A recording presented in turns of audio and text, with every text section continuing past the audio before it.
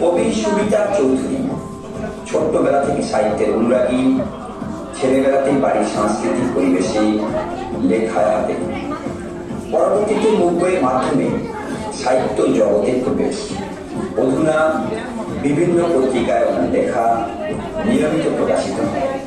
ইতিমধ্যে তার দুটি একক কাব্যগ্রন্থ রৌদ্র ছায়া ও মন ভরে রোদ বৃষ্টি এবং যাপনে রাজ্য নামক একটি গল্পগ্রন্থ প্রকাশিত হয়েছে।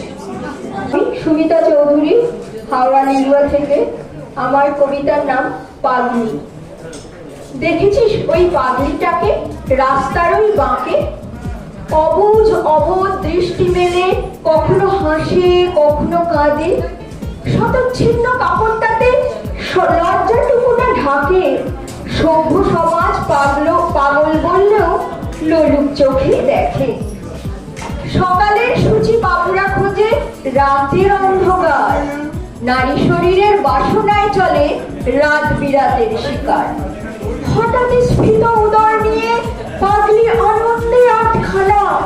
সভ্য সমাজ পরোয়ানা দেয় আর ঠাঁই হবে না। কে জানে কার জারদ সন্তান নিয়ে ভদ্র সমাজের মাঝে পাগলিটা সমাজকে কলুষিত করে দিব্যি বেঁচে আছে। সমাজে এসব আবর্জনায় সাফাই অভিযান চাই। পাগলিটা তবু হাসছে যেন বিদ্রুপেরই সুরে ভাই।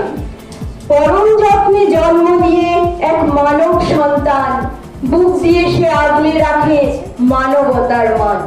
বলতে পারো সভ্য সমাজ মানুষ নেই কার? তোমারই পাপের আবর্জনার পাকে তুমিই আজ শিকার।